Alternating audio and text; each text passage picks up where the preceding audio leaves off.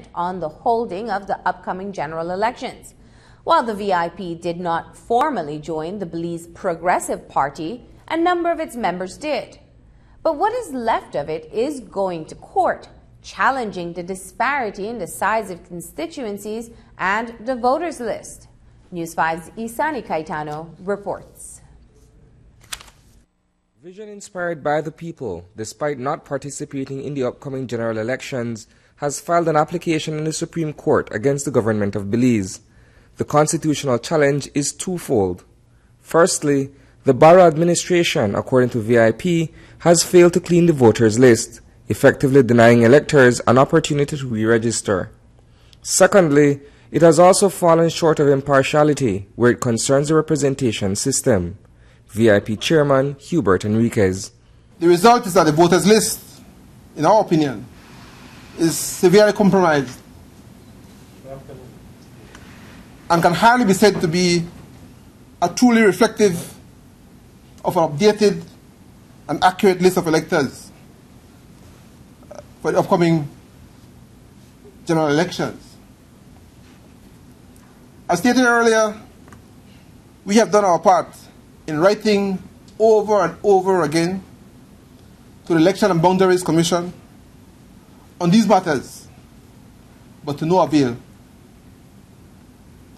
Thus, this constitutional challenge, which we have filed today in the Supreme Court, seeking a declaration that the Election and Boundaries Commission has failed to honor the provisions of a section of Section 90, subsection 1 of the Belize Constitution.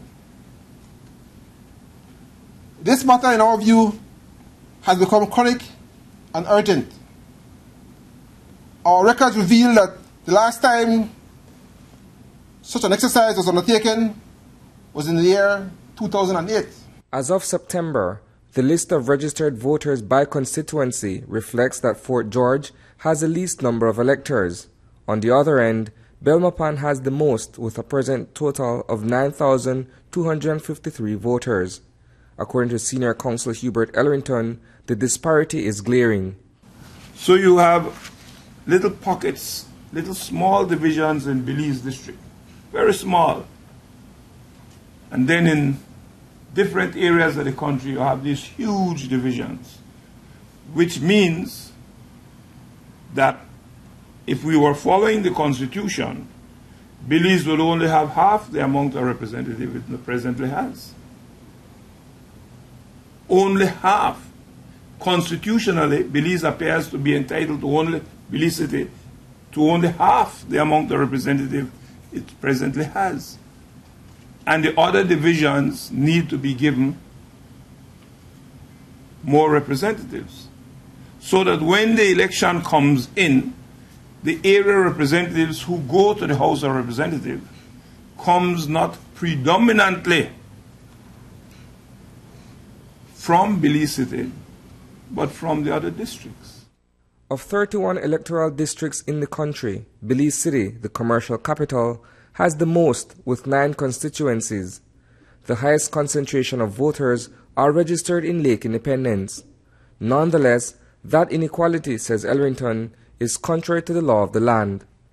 It disfigures, it distorts the Constitution entirely out of shape.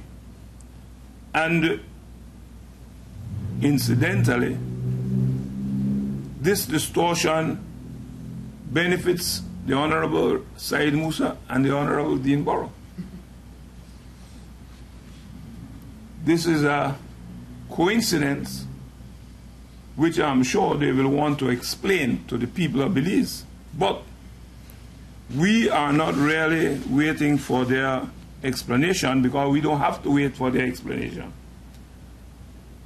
We can go to the court and we can say to the court, this says the Belize Constitution. This is what the Belize Constitution says.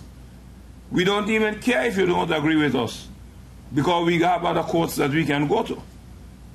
And if necessary, we'll take it to the highest court because we are right. The Constitution of Belize, quoting from Section 90, subsection 1, states that each electoral division shall have as nearly as maybe an equal number of persons eligible to vote. Despite a redistricting exercise in 2008, those numbers are far from being equal. To understand the need for and importance of fair representation, General Secretary Paul Morgan articulates the party's belief.